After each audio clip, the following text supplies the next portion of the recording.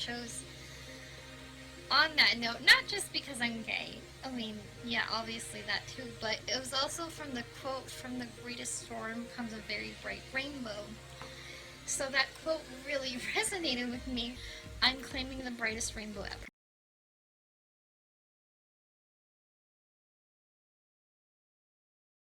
Like, I was watching the Disney movie Ferdinand. Have you seen it? Have you heard of it? I've heard of it, but I haven't seen it.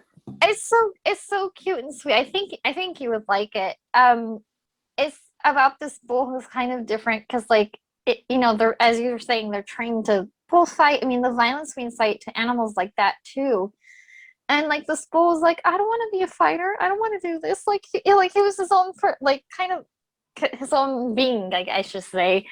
And it was so sweet and very relatable because like you could tell he was an outcast and everything. He's like, I don't want to be part of this violence. That's not who I want. And I want to enjoy the flowers over here. Like I thought it was just so sweet. I cried. The movie is about And a little bull who's getting like reared to become like a in the bullfighting world. yeah. That is wow.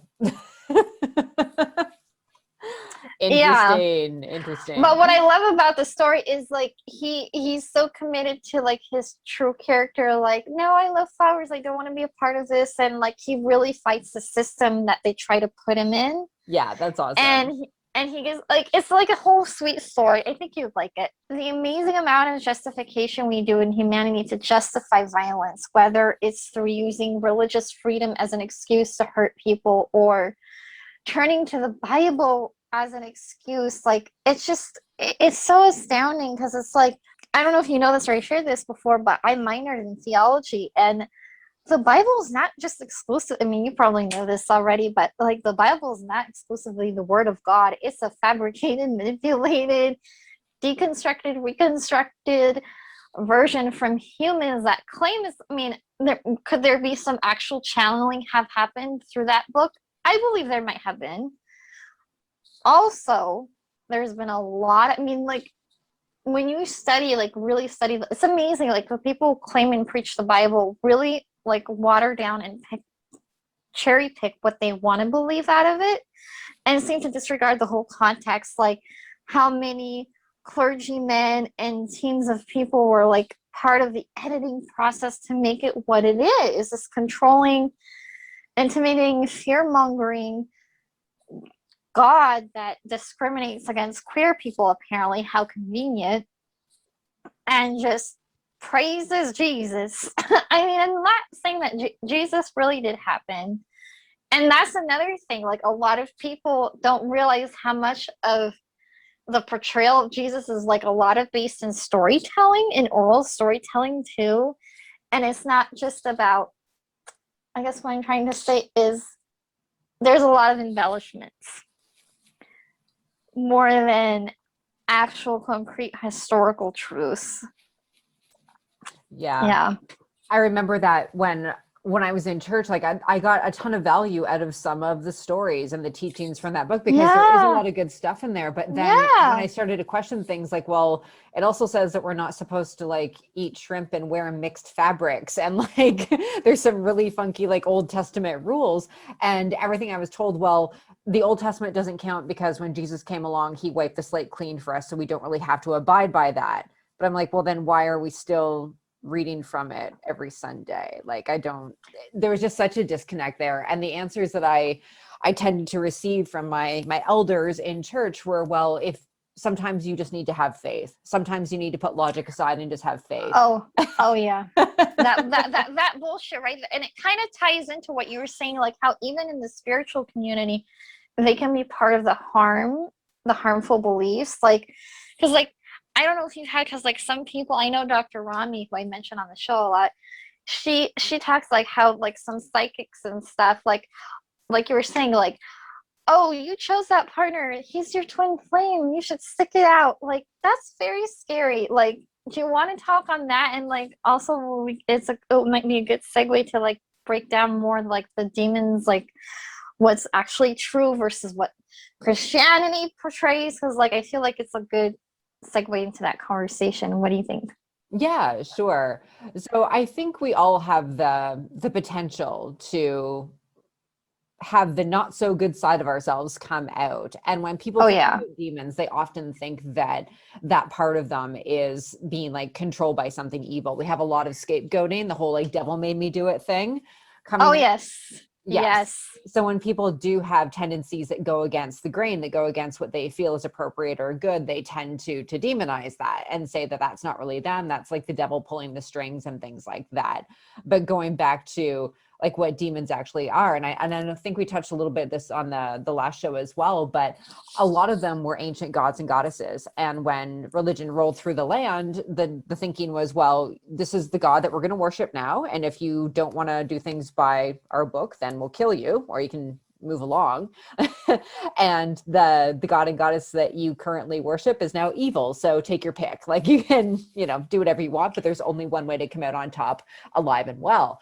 And so what they did, they just went through the land and told people that the entities that they were worshiping were evil, and they drove them underground and put them in this nice little place called hell and created stories around them. Like when we look back at like the different grimoires and stuff like that, and the things that were written about demons back in say like the 14 and 1500s, they were often written by Christians. They're Christian mystics and like magicians, but magicians back then were often Christian because you didn't really have a lot of choice when it comes to what your religious practices were. And you might have It believed makes something. sense. Yeah, like you might have believed something differently, but if you were going to publish something, it had to be in line with the mainstream narrative, which is interesting because that's the same issue that we have going on today on social media. But yeah, and these entities, it's not like they were all good and love and light to begin with, but just like us, they had duality. They had a dark and a light side, a good and a bad side, like a positive and negative, whatever you want to call it.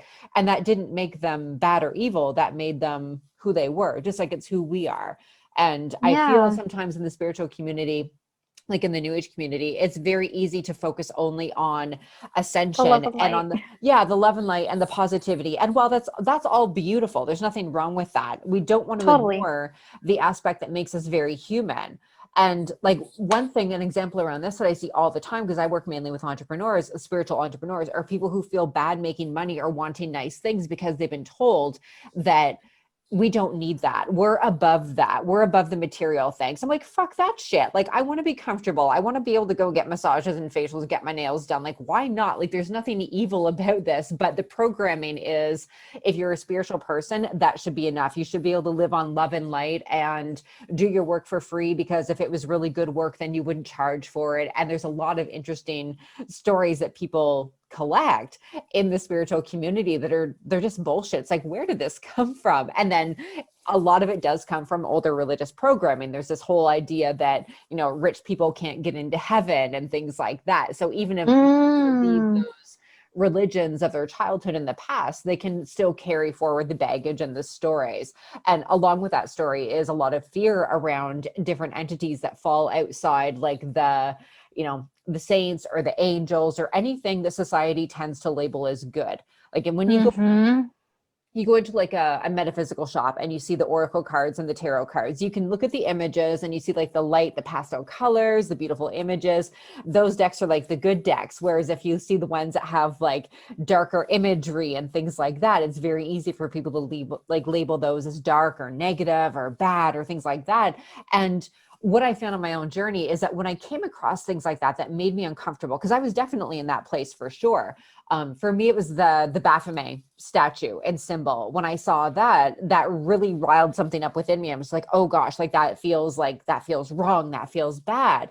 And when I leaned into that fear and that feeling, I just asked myself, okay, like, where is this coming from? Like, where did I learn this? And I thought back to like, okay, I always thought that was associated with Satanism. And I thought Satanism was something very bad. And then I started to dig deeper into that. And I'm like, well, that's really interesting, because it's nothing at all what I was taught it was by the mainstream media back during the Satanic Panic. And so I just started picking apart the different things that I had learned and that I had been afraid about, afraid of rather, and then just leaned in and did my own digging. Like we talked about, like critical thinking is so fucking important, and asking yourself, where is this fear coming from? Like, what did I actually learn about demons? Did I learn about it from someone who's worked with these entities, or did I learn about it from church, or movies or TV shows and things like The fucking Exorcist, right? Like that's like the most of the information we have is from those sources or from people who have had really bad experiences. And in that case, it's usually people that either have a lot of religious baggage that they've carried forward with them, or they're working with demons in a very disrespectful way, because at the end of the day, demons are just spirits, just like angels and fairies and ghosts, and everything is just in that on a spectrum there, and they're just different energies, different vibrations.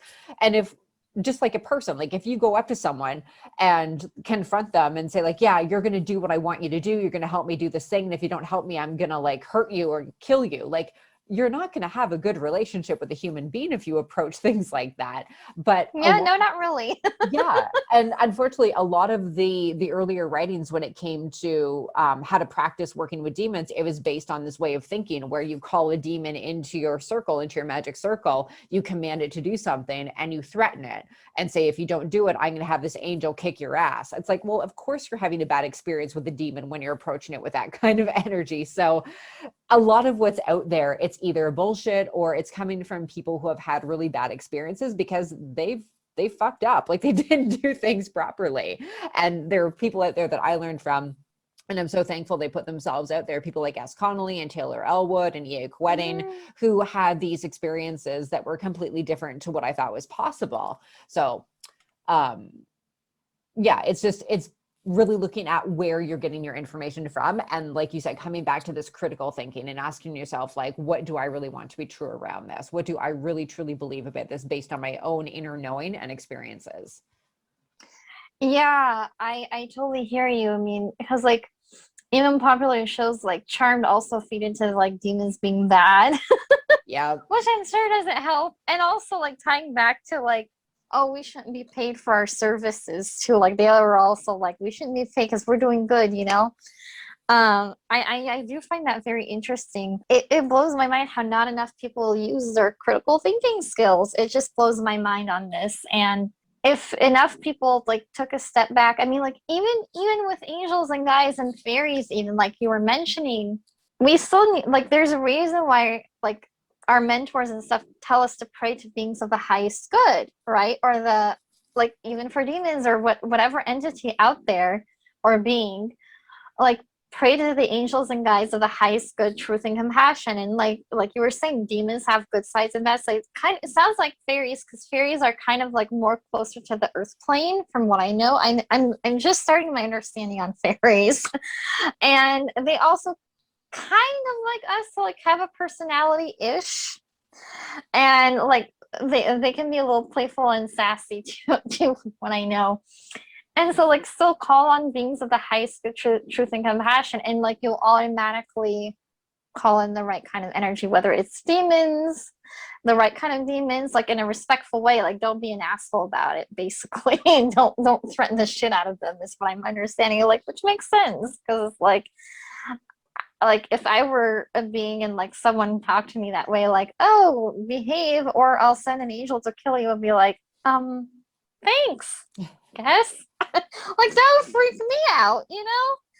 So yeah, like you were saying, I mean, you're not wrong. Like sometimes we can be little pieces of shit, and I totally agree with you, because it's like the bullshit we allow ourselves to believe about humanity, and also like spiritual beliefs, and the fear mongering, and like also like God is a fearful, wrathful God. Like what the fucking like why would I want to believe that? You know, like that just feels so harmful and destructive. So it's like,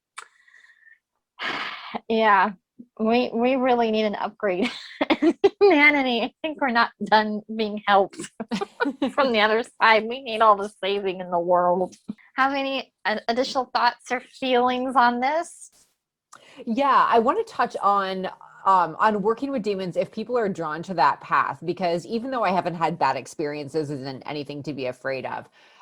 They do tend to be entities that will give you what you want. How that happens is not always easy. So it's like if you desire to, say you're someone who's working a 9 to 5 and you have a side business and you want to bring more income into your business and you're working with a demon to help you do that, you could very easily get fired from your 9 to 5, like out of the blue for no reason. And it's like, well, there you go. You want your money to come through your business. So you have all the time in the world now, right? So when people are working with these different energies and entities, I think it's just important to have like a heads up, knowing that they tend to have different, I don't really want to use the word personalities, but working with demons has been it can be very confronting because from my experience, you're shown what you need to show and it's not always in the most gentle, easy way. It's like, so it's like they're very direct. It's like, very direct. Want it? All right. Give it right to you. Yeah. No like sugarcoating.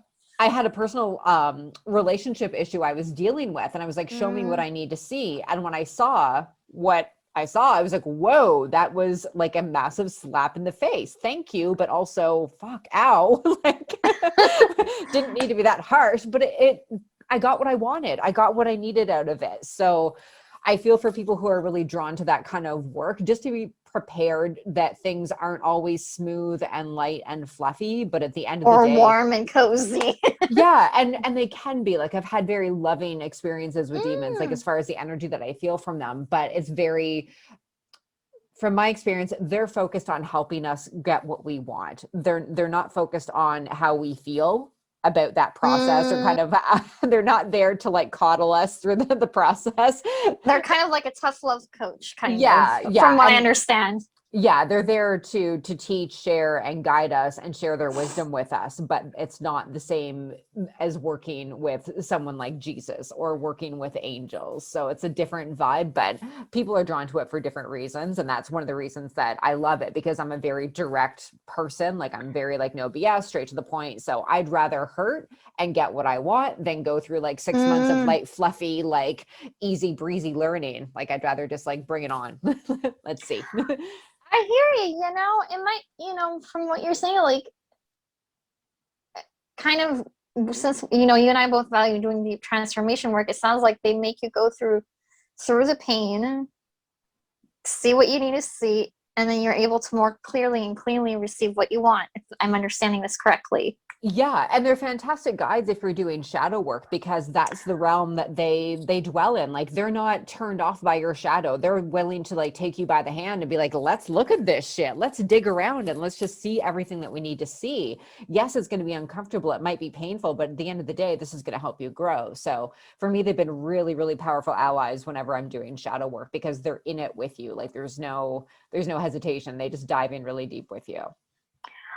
That's really cool. Yeah, I'm not afraid to do shadow work at all, because like, it's funny, we can waste years of our life in the love and light and just think our way to being positive, and like not even dealing with our shit or looking at our shit, which we know doesn't help or doesn't benefit and only hurts us in the long run by being in denial and avoiding.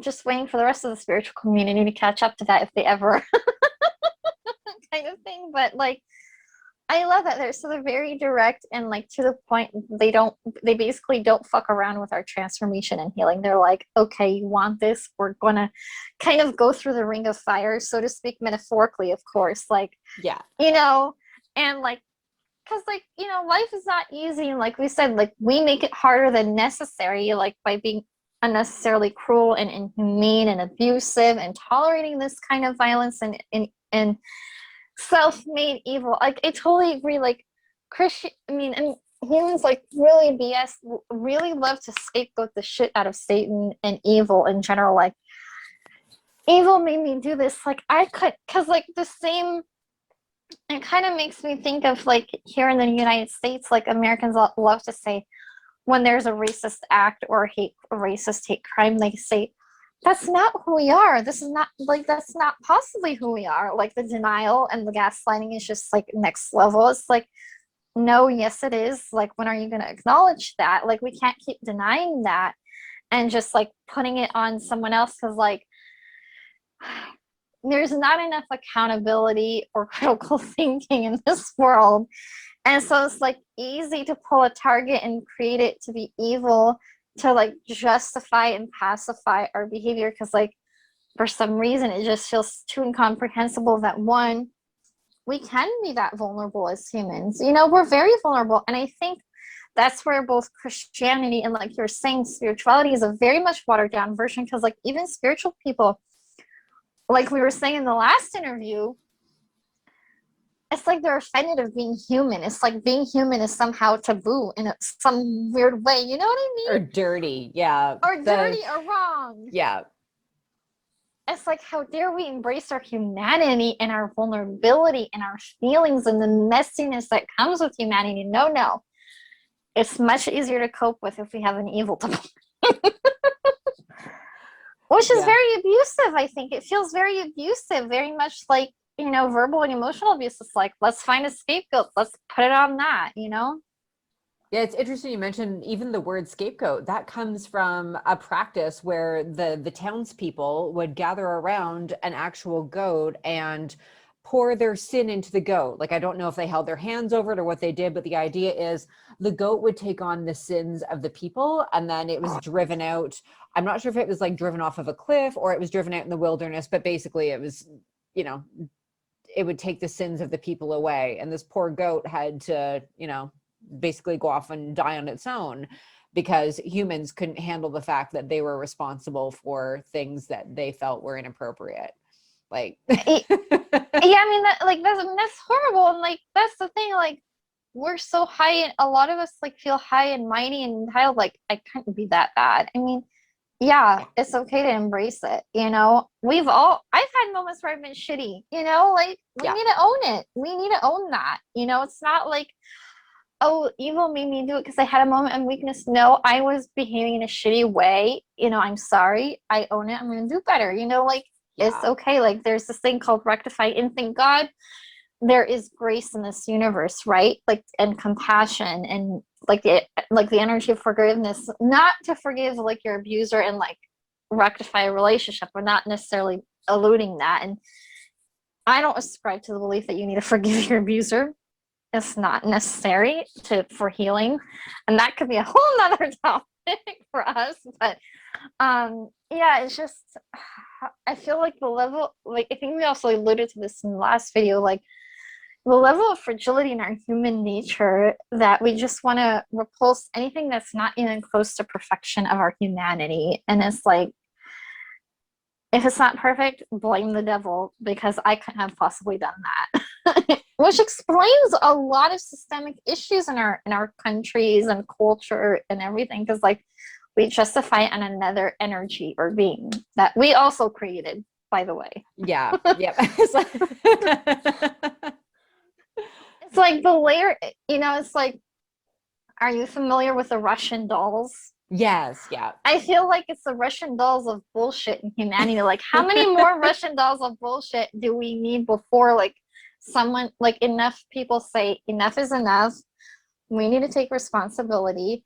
What can we do to create systemic changes and rectify the harms on a systemic level that we've done to people? Because, like, real harm has been done.